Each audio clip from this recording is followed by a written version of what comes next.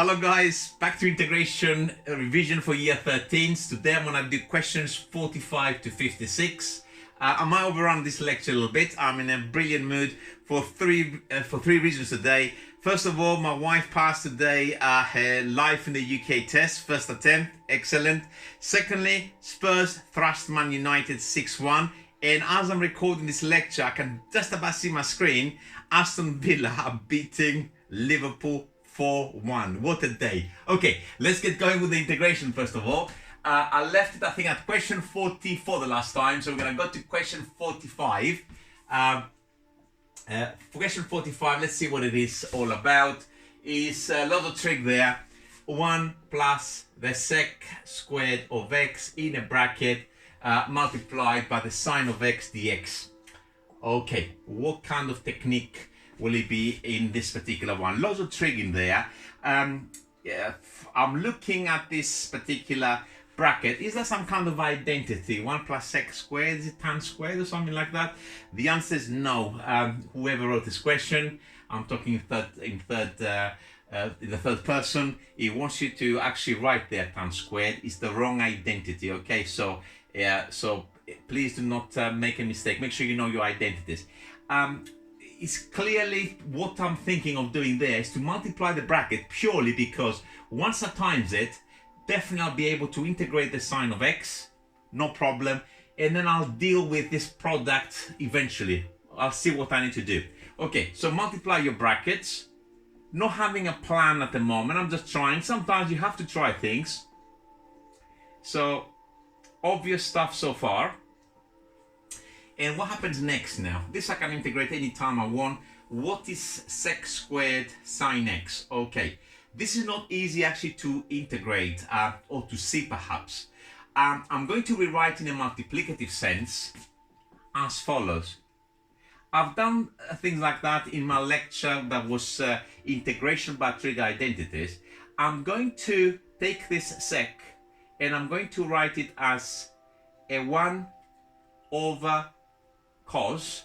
That's one of the secs in there, if you can follow what I'm doing. I've got a sec in there and the other sec I wrote it as 1 over cos sine x dx. Why am I doing this? Okay, it's because I'm aware of this fact and I can see this fact in there. The differential of a sec of x is equal to sec x tan x. So I can see this bit all hidden in there. So let me just write the next line and see if you can follow what I'm planning to do in there. I'm gonna write the sine over cos as a tan. So this is the 1 over cos times the sine, and next to it I have a sec x dx. And this now integrates instantly. The sine comes from the differentiation of a cos differentiates to a minus sine, the minus to adjust it, and this, because sec differentiates to sec x tan x, is simply plus the sec of x plus a constant. I would have written it the other way around, but it doesn't matter because of the minus sticking at the front. It's all good. This hard, this particular one. I would personally call this particular integral quite tough actually to integrate. It's probably one of the toughest in the list so far from the first 45 or so that we've done. Definitely this is a contender for like a top 5 in difficulty because it's very, very difficult to see. It requires a lot of skill. Number 46 is also trig, but this is a lot easier. It's a lot more standard stuff, and if you know your stuff, this is not a problem. 1 minus 2 cos x all squared dx.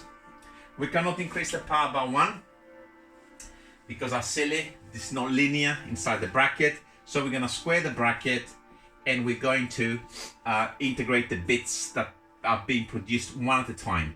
1 minus, multiply together and double your answer. So that's 2 cos x doubled 4 cos x plus the second bit squared, which is 4 cos squared x dx. Okay, integrates. Cos squared, there's a standard way of integrating sine squared and cos squared. I'm going to write the identities in here, they might come up again. Cos squared x and sine squared x. They're rearrangements of the cos double angle. I'm gonna write here straight away the rearrangements because a lot of people know them by heart. And those who are doing further maths, eventually when you get to polar coordinates, you will use this an awful lot, and it's worth learning them. They're not that difficult to actually learn them because they're practically the same thing. Loads of halves, cos 2x on the other side, and the difference is one has a plus, the other one has a minus. So we've got the cos in there for this particular one, the cos squared. So I'm going to transform this integral to 1 minus 4 cos x. I'm just leaving them for the time being, plus 4. The cos squareds, of course, are half plus half of cos 2x dx. I'm going to multiply and tidy all of this in 1. So half of 4 is 2, plus the 1 there is 3, still to be integrated, minus 4 cos of x, and I got plus half of 4, which is 2 cos of 2x dx.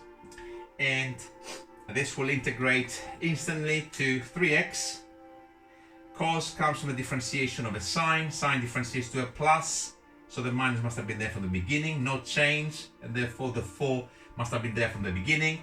Cos, and it differentiate a sine of the same argument. Sine goes to plus, so plus it is. It produces a times 2. 2 divided by 2 is 1, so that works, plus c. So this is integral number 46. And what's on number 47? More trig, my god. 3 trig ones in a row. I don't know how difficult this is, so let's write it down first of all. 1 plus, that's number 47. I'm gonna get out of the way in a second, guys. 1 plus cot squared x multiplying a sec squared x dx. That is also a little bit difficult to get a start. What's our initial thoughts? Okay, 1 plus cot squared is indeed an identity. I'm gonna write underneath while we're still thinking what we're going to do. What is it equal to? 1 plus cot squared is in fact cosec squared of x. So we could have in there, instead of that, we could have cosec squared x multiplied by sec squared x. Is that good? Me personally, I don't like it, okay? I mean, that could lead to sort of things like, eventually, and I don't know if you can see it, maybe we can write at the bottom, as 1 over sine squared x, cos squared x. Is that good? Yes, it can be done even that way. You can write it this as something like a sine 2x squared there with a quarter in front of it, I think, something like that at the bottom, and then this will be of course something like a 4 on the top, cosec squared of 2x, and that will probably be a cot of 2 cot 2x with a minus at the front, or something along those lines. It is not pleasant, and it's not the kind of thing you really want to do. At the moment I might be out by some kind of factor of a half or 2 or something like this, but I'm not planning to do it like this. It's not nice. It's very, very unpleasant to go this way. So what is going through my head at the moment is this. Look, let me just rub off the screen a bit. Definitely, if I multiply the bracket, I'm going to have a sec squared. The sec squared on its own is definitely integrable. It just comes from a differentiation of the tan. And then I have to worry about this product, because this product, maybe I can write it as sines and cosines, and maybe it can become something nice to integrate. So at the moment, I think that's probably what I would have done as my first choice. Then I would have been looking at something like that. That definitely works, by the way, I think, yeah? So let's multiply the bracket out. So we got sec squared x, that's this bit here, plus cot squared x sec squared x dx. Okay, let's rub off all this rubbish. Let me just leave that bit in there just to see, does it get to something like that, or was I just saying rubbish there? Because I didn't write it, I was just doing that very, very fast. So let's have a look at this. Okay, this will integrate. I'm gonna do that when I'm ready to do the whole lot. So let's rewrite the sec sec squared, and then I'm going to switch into sines and cosines. So this to me looks quite good because I've got a cos squared of x over sine squared of x, which is good, times a 1 over cos squared of x dx. To me, it looks like this will simplify, so that's good so far. Sec squared x plus, what is that? A 1 over sine squared. Sine squared at the bottom can go to the top as a cosec squared. Why do I want it on the top? Again, there is a standard differential, which I'm going to write here, that d by dx of cot of x is minus cosec squared of x. So at the moment, I think these two things integrate instantly. That is going to be equal to the tan of x, and this comes from a minus cot of x plus c. So that's my answer. What about this? Could have been possibly correct? So I've got a completely different answer. I suspect these two things are connected by an identity. Let me just show you. This is nothing to do with the integration. This is a little bit of trig. Let's rub this off, and let's to satisfy our curiosity. Is that and that really the same? They're probably differing by a constant or something. So let me write tan x minus the cot of x, and let's switch them into, shall I go sines and cosines, or shall I go just tans for this? I'll probably go to tan, so I'm going to leave the tan as it is. Tan x minus 1 over tan x, and then put it to the same fraction, so I'm going to have a tan squared x minus 1 over tan x. To me this looks very familiar. I don't know to you whether it looks familiar. I'm going to pull a minus on the outside. I'm going to save a line, so I'm putting a minus here, so this will go minus on the top on the tan squared and plus on this. And also on my next line, what I would like to have in there, I'm going to have a 2, of course, at the bottom, but of course I just can't put a 2 in there. I'm going to need to put a times 2 on the outside there, because now these 2's cancel. And let's have a look at this. I'm going to write a little bit neater now, because I've done a lot of things. I'm trying to save your space. Have a look at this. This is going to be a minus, that's that minus here, the 2. And I'm going to have it as a fraction inside, 1 minus tan squared x over 2 tan x. I don't know how many of you recognize this quantity. Okay, the tan of 2x, I'm writing it up here, is in fact 2 tan x. It's another identity, 1 minus tan squared x. So this is the same thing upside down. So that's a tan of 2x upside down, which of course is just a cot of 2x. So what I had in there was in fact correct. It's exactly the same thing. Integration sometimes, particularly when you're having trig, it produces answers that can sometimes look completely different, but they're the same answer, okay? So these two are exactly the same depending on how you chose to do it. I didn't actually show the workings for that. I just done it like blah, blah, blah, blah, blah, blah, and came up with this answer. But I was just wondering if you were to get this, and that was on at the back of the book or something like this, could you perhaps go from this answer to this answer? You saw the workings. This is nothing to do with integration. That's pure trigonometry, again, year 13. Okay, we're going away from integration, so let's speed up and go to number 48. All right, clear the board. 48, this should be not too bad. Number 48 is 2x cos 3x. 2x times the cos of 3x. More trig? Question mark. The answer is no. This is not trig identities, of course. It's a beautiful integral that you should be able to do and recognize straight away in an exam as to what kind of technique is involved with something which looks like that. We have a product, and in the product is two different mathematical families. We got the 2x, which is algebraic, and we've got the cos of 3x, which of course is trigonometric. This is standard integration by parts. I'm going to put a little cross here. That's how I normally do it. Please look, use your own method, the formula, or look at my lecture on integration by parts to follow exactly what I'm doing in here. I'm going to discuss it very quickly here, of course. Inside this cross, I put my two parts, the 2x on the top left, the cos of 3x on the bottom right, differentiate across, 2, integrate that backwards, that comes from the sine of 3x plus this, that's good, with a third in front of it. And once I set it up like that, the answer is always the product of this column, which is 2/3 x sine of 3x. I'm moving out of the way. Probably the peak of my cap is obstructing you. Minus the integral of 2/3. So minus the integral of this diagonal. So that's always minus the integral.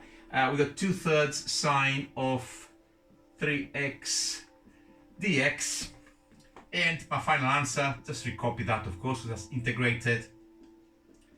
And to get this, I need to differentiate a cos of the same argument. Cos differentiates to a minus, and it's the minus I'm seeing there, therefore it's a plus to start with. I'm gonna chop off that integral, it's getting on my nerves. Okay, that's good enough. And we also produce a times 3 from differentiation to divide that 3. So 2/3 divided by 3 is 2/9 plus c. You can use your calculator, of course, for something like that. And that is done. That's number 48. We go to integral number 49. That's also a fairly straightforward one. You should be able to recognize it and not cause you any problem in exams. Here we got the fraction line, 2 plus x in a bracket at the bottom times a 1 minus x, 1 minus x, and on the top we got a 3. This is something we should be able to laugh, or rather smile, not laugh, smile when we see this, because we'll say, ha ha ha, this is so easy, I've done tons of this. This is standard partial fractions, so we're going to write it straight away as 2 separate fractions. I'm leaving the tops blank, 1 minus x dx. So let's show workings for this one. Yeah, let's go and show workings. Okay, so this is now, I'm writing it again, 3, I'm writing a little bit smaller and I hope it's visible on the video.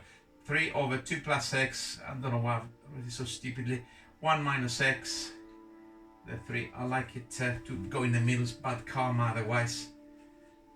Okay, is identical to something over 2 plus x plus something over 1 minus x. Equate tops, 3 identical to a 1 minus x that has been multiplied across plus b2 plus x. Put some suitable numbers, so we're putting x is equal to 1. If x is equal to 1, this line gives now 3 is equal to gone 3b. So my b is equal to 1. So what was b? b was the bit was about this one, so that's a positive 1. And if x is negative 2, that will clear this. So we're having now this line becomes 3 is equal to, this will be gone with negative 2. 1 minus minus 2 is 3a. Okay, so a also is equal to 1. So this reduces into those two fractions. And these are, of course, logs. We don't have powers, so they will integrate instantly on the next line. What do they give us? This will now give us the log mod. I'm going to write it the other way around. I don't like 2 plus x, x plus 2. And this one is the log of 1 minus x. But of course, we got a chain there because that's a minus, so it's going to be a minus here. And plus c, of course, which you can write on a single log by using the rules of log. Subtraction means dividing the arguments. So I'm going to write this as x plus 2. And if you let me, I'm going to write this as x minus 1 rather than 1 minus x. You can leave it like that if you want, who cares? Purely because it's a mod, it doesn't really matter the log of mod of 1 minus x or the log of x minus 1, as long as it's modded, it's exactly the same thing. I prefer this answer here. This is good, so you don't need to worry about this. It's just, I'm showing you different ways and different ideas of how to write your stuff, so do not worry too much about it. That's number 49. Number 50 is dead easy. It's a one-liner, so we should be able to spot those. This one-liners, as we're going through the examples, that's question 50, they will become rarer.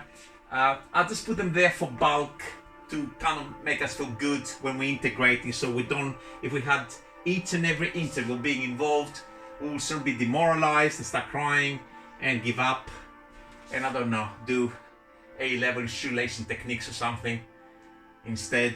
So it's good to keep the morale high. All right, this is now the integral. 10 bracket 3x plus 1 to the power of 4, just a linear adjustment of the form ax plus b, and therefore we can increase the power by 1. 3x plus 1 to the power of 5. We differentiate now to adjust the number at the front. 5 times 3 is 15. 10 divided by 15 is of course 2/3 plus c, and that is the end of number 50. And number 51, I think I can squeeze it on that gap because it is not difficult either. Question 51, let me just write it with blue pen. Probably in the video it shows us black as well. That is the integral of 6 bracket 2x plus 1 to the power of a half. A lot of people, when they see halves, they're thinking substitutions very often. You can do it by substitution, of course. It's totally unnecessary. You can call your substitution u is equal to 2x plus 1. It'll be very, very silly. It will work. But this is just a linear adjustment because the interior of this particular bracket is of the form ax plus b, and therefore we can just increase the power. So for this one, start with a higher power, 2x plus 1 to the power of 3/2. You differentiate to adjust your number at the front. 1.5 times 2 is 3. 6 divided by 3 is 2. You can always check with your calculator or by differentiation, but I think that's also done correctly. Okay, so there shouldn't be any problems with that. Take your time with this, okay, because you need to be able to do this instantly. Okay, number 52. We're going quite fast tonight. I don't know if it's me going fast because I want to see what happens with the football. Okay, it's loads of integrals with trig tonight. I've got cos squared x, and at the bottom multiplied by tan squared x. Okay, so we got this one here. Okay, trig. What happens when we see something like this? There's nothing obvious in terms of the standard stuff that we know about trigonometric expressions and in integration. We got a couple of things. My natural thought, if I was to see something like this, is to go sines and cosines. Hopefully some things will simplify in there, and then I might recognize something that I can integrate it. Okay, this will work, and I'm gonna do it 2 different ways. I think the sensible thing is to switch into sines and cosines. I'm very comfortable with these 2 guys.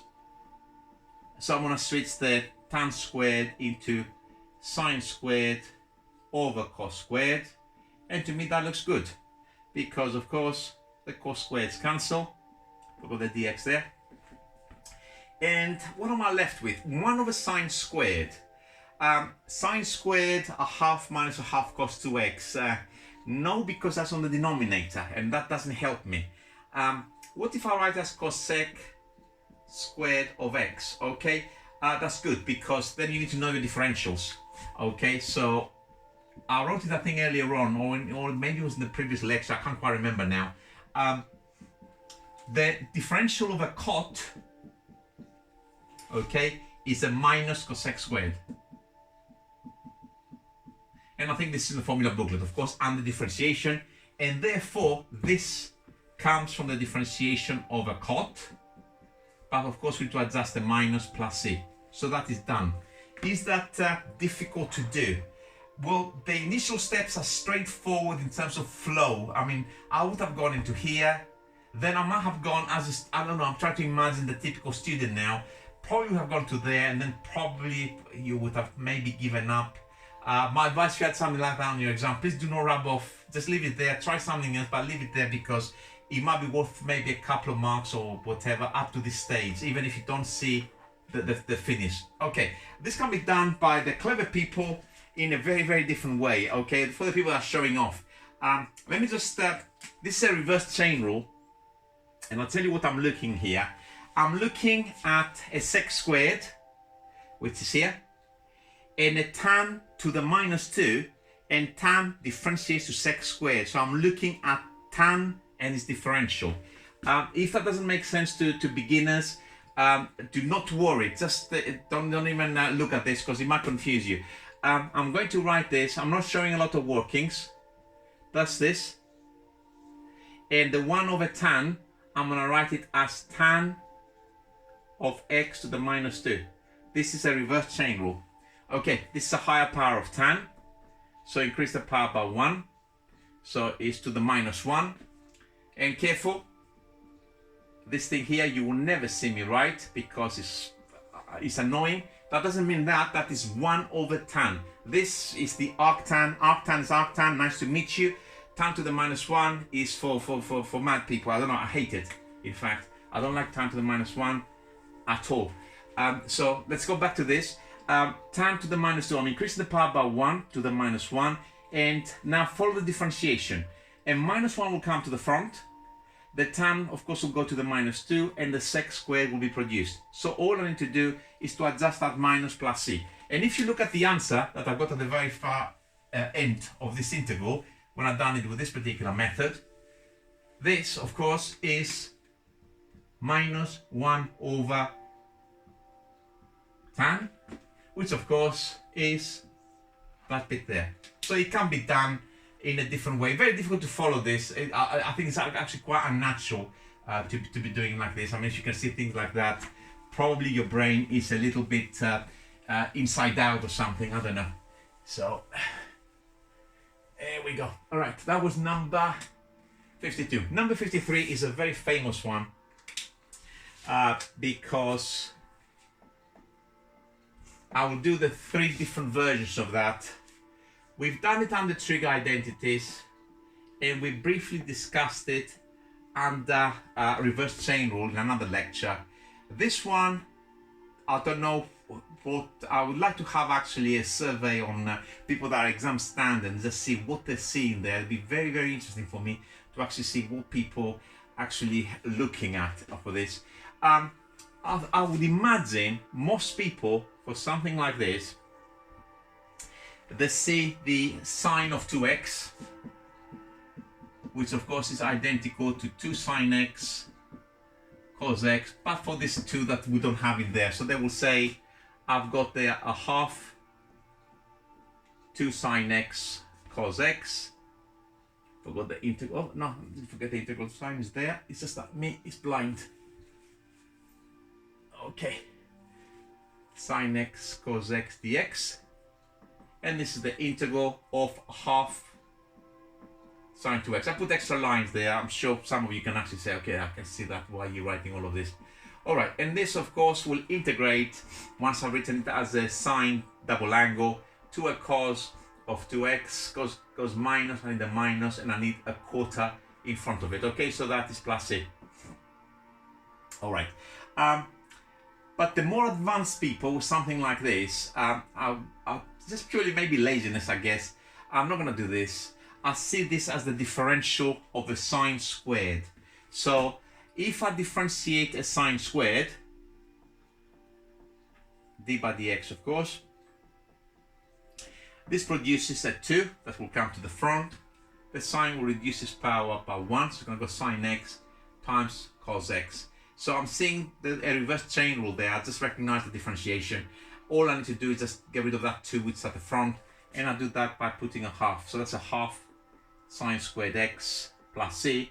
And I did say as a joke, of course, there's some mad people out there that might actually integrate that also as minus a half cos squared x plus c, because of course those who can see this, they should be able to see the mad version, which is the cos squared one.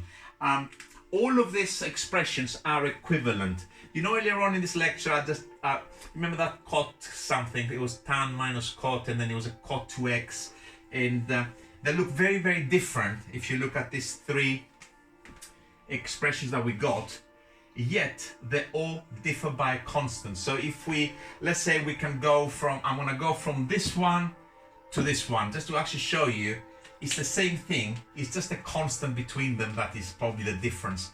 So if you look at minus a quarter cos of 2x plus c, that's the answer, and I'm gonna take it into this answer perhaps, okay? So that's plus c. I'm gonna use a double angle for cos, the one that has sine, so it's gonna be 1 minus 2 sine squared x, that's the cos of 2x of course, plus c, multiply your bracket out, minus a quarter, plus quarter times 2 is of course half sine squared x plus c, and of course this minus a quarter is just a constant, we can just shove it in here. So the c's there, they're not the same c, okay, they're different constants in the integration. So you can call it there where plus d, where d is of course the c minus a quarter or something like that. Or if you want to go from, let's say from this one into this one, very easy. Again, I'm going to use trigonometric identities, and possibly they could be differing by a constant. So let's look at this one. Minus a half cos squared x plus c. How I'm going to change to something that looks like that? I'm going to use the identity I use for integration. So cos squared is of course a half plus a half cos 2x plus c, multiply your bracket out, minus a quarter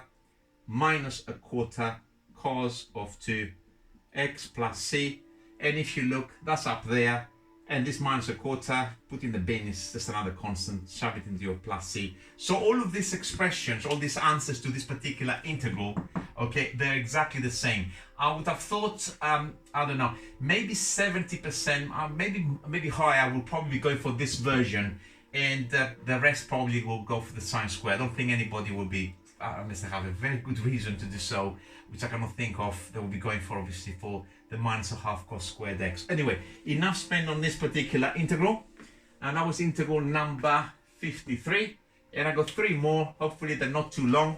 Let's have a look at what number 54. 54 and 55 is practically the same integral. It's more trig. There's a lot of trig in this particular lecture, sorry about that. Trig is beautiful, don't hate it. 54 is 2 over cos squared x dx. Is that hard? No. Do I need to do a half plus a half cos 2x for this? No. Why not? Because it's on the denominator, and it will actually make things worse. A cos squared on the denominator is in fact a sec squared on the numerator, and a sec squared is of course beautiful because it comes from the differentiation of a tan. Tan differentiates to sec squared, so that's 2 tan x plus c. Question done. Number 55. I go 55 and 56, and we can check the scores. 2 plus 2 tan squared x dx. Okay, what's going on with this particular one? What about this 2? Why is there a 2 in there? Is that any good to perhaps factorize it? I'm going to factorize outside the integral, and that's 1 plus tan squared. 1 plus tan squared, that's something that we ought to know, and more importantly, does it help us? Well, we need to know our identities. 1 plus tan squared is in fact sec squared. Sec squared is perfect. In fact, it's exactly the same thing as that one. The 2 is on the inside there, the 2 is on the outside. It's exactly 2 tan x So it's practically the same thing, 2 tan x plus a constant. And that is integral number 55. And we're coming to the end for today. I did say I'm gonna go up to 56. I don't know how we're doing for time for this particular session. I've got a feeling I'm going faster and faster. I don't know. I hope you find it useful anyway, because I mean, a lot of my current students, because they need the extra practice outside the lesson, I do it for them primarily, but I hope I'm helping everybody by doing so. Number 56 is question 56. More trig. All right. 1 plus cos x over sine squared of x dx. Okay.